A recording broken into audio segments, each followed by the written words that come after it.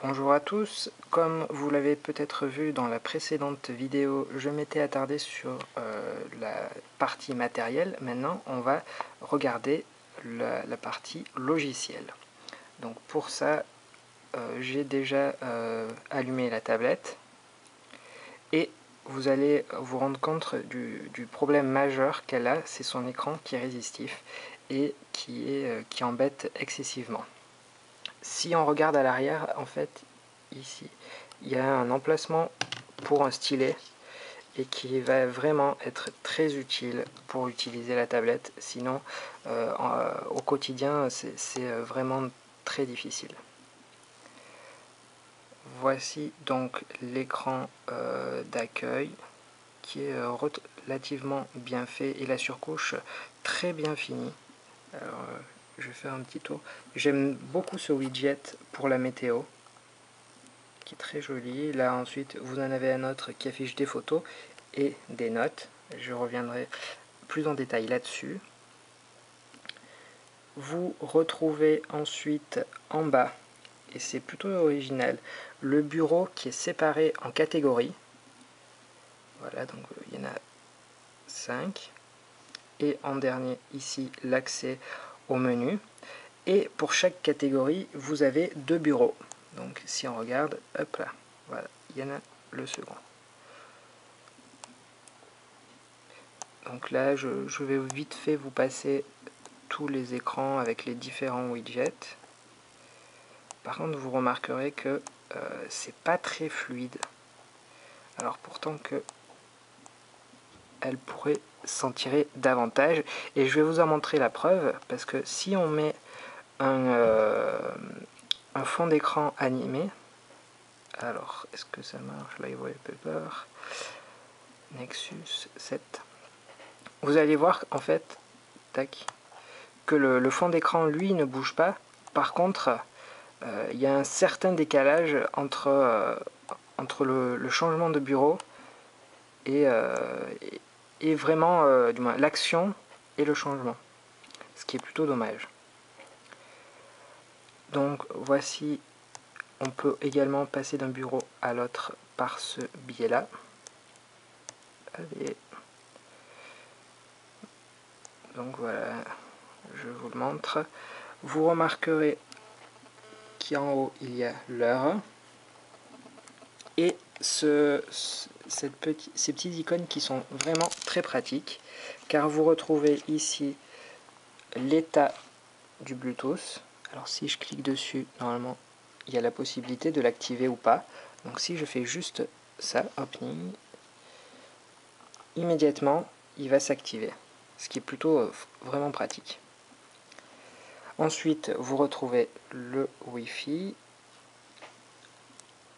la luminosité que l'on peut facilement régler. Voilà, donc vous remarquez la petite latence quand même. Suit ensuite la réception du GSM, sachant que, je vous l'avais dit dans la précédente vidéo, on peut faire des appels, envoyer des SMS et utiliser la 3G et 3G+. Suit après la batterie, donc là en l'occurrence j'en ai plus beaucoup. Puis une très bonne idée, alors ça représente sur Android les notifications, et l'écran est séparé en deux parties. D'un côté vous retrouvez les notifications, si je puis dire, classiques d'Android, qui plutôt que d'être verticalement se retrouvent sur la gauche de l'écran, et à droite ce sont toutes les applications qui sont ouvertes. Donc là, si je peux, donc là il n'y a que celle-là, mais je peux très facilement les fermer comme ça, ou en ouvrir une en cliquant dessus. Voilà, c'est très pratique et je trouve que le système là-dessus est très bien fait. Une fois que l'on est dans une application, vous remarquerez que cette barre est toujours présente et affiche à la gauche le nom de l'application et une touche retour. Alors ça fait penser aux interfaces d'autres systèmes d'exploitation mobile, mais je trouve que pour la tablette, ça va très bien. Voilà, donc ça c'était les applications, c'était le menu en haut. On passe ensuite en bas avec les applications. Voilà, alors vous pourrez remarquer qu'il y en a plutôt pas mal. Alors j'en ai bien sûr installé et cela est facilité parce que l'Android Market est accessible dessus. Ça, c'était donc pour l'interface du menu. Maintenant, je vais vous présenter les widgets. Le premier, ça va être la météo. Donc si je clique dessus, ça va afficher les prévisions. Par le fournisseur, c'est AccuWeather. Donc ça dit le ciel du jour, l'humidité, le vent. Et pour 5 jours suivants. On peut facilement changer la ville. Alors on va par exemple mettre Nice et on va valider. Donc là je suis connecté en Wi-Fi, normalement ça devrait la trouver, j'espère.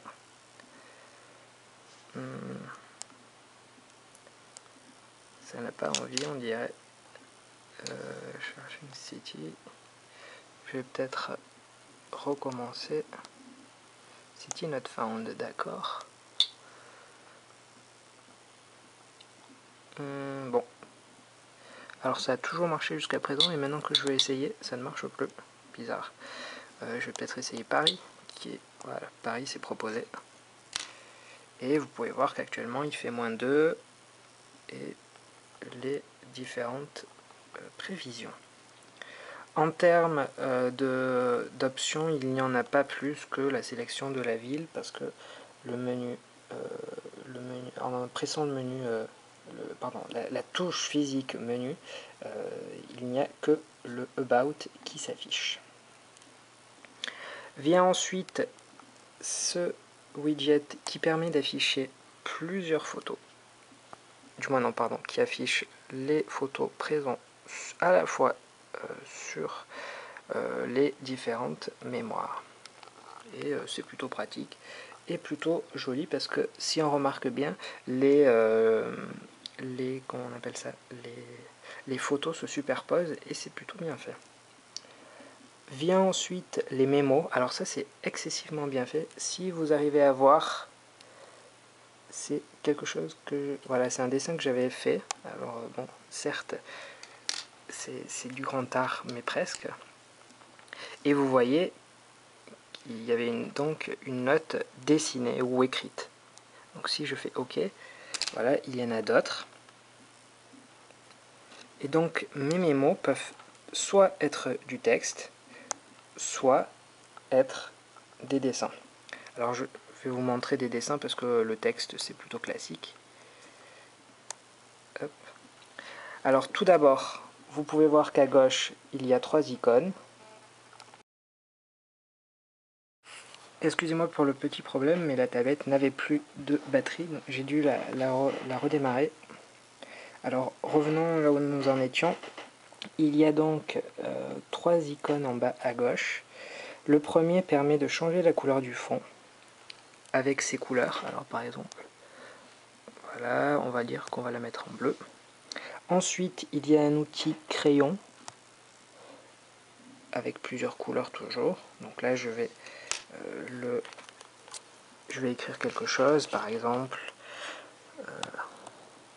Je trouve que ça écrit très bien avec le stylet.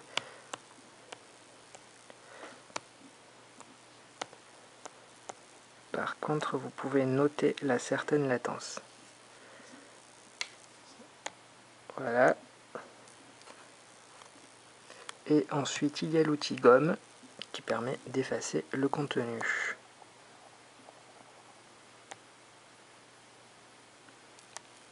Voilà, ma note est ici enregistrée. Et si je reviens, sur le bureau, vous voyez que le widget affiche maintenant ce dessin là, et c'est vraiment très très joli. Ensuite, là il y a la possibilité de faire des cadres avec une seule photo, donc là c'est celle par défaut, et on peut mettre n'importe quel cadre. Alors j'en sais rien, celui-là par exemple. Vous pouvez voir que l'écran a du mal à réagir quand même. Voilà là-dessus. Si on continue, il y a des bookmarks, donc c'est-à-dire des favoris. Si je clique dessus, je lance le navigateur. Par défaut, c'est celui d'Android. Rien de particulier là-dessus. Ensuite, ici, un lecteur de RSS que je peux donc mettre à jour, et ici, ajouter ou non des sources. Alors là, actuellement, il y en a 3, mais si je fais nouveau RSS, il me suffit d'inscrire le nom du l'URL du flux pour que ça marche.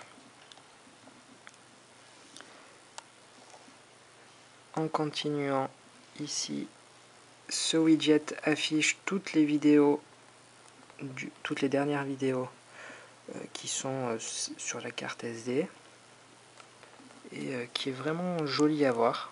En plus, ça permet de se déplacer. Alors, j'espère qu'on arrive bien à tout voir.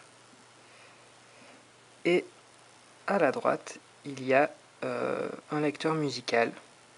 Et donc, il y a les 3 boutons classiques. Marche, pause, piste précédente, piste suivante. Et si je crois que j'en avais encore, voilà. Ça qui est une horloge, voilà, basique. Celui qu'on a vu pour le widget de la météo était quand même mieux fait là-dessus. Puis ici, un widget pour le calendrier, qui est donc synchronisé avec votre compte Google. Ces widgets se trouvent dans ce que la surcouche appelle des émotions widgets, donc des widgets d'émotions, soit. Donc les bookmarks, on a vu calendrier aussi, clock également, email, donc ça utilise l'application email basique, et moi en l'occurrence j'ai mis Gmail, donc ça ne marchera pas. Events, on a vu, mémo également, musique c'est fait. Là vous avez 3 types de photos, soit photo frame, c'est ce que je vous ai montré tout à l'heure, où on pouvait changer le cadre. Photo album, ça ouvre la galerie, c'était juste avant que je l'avais montré. Et ensuite photo viewer, qui permet,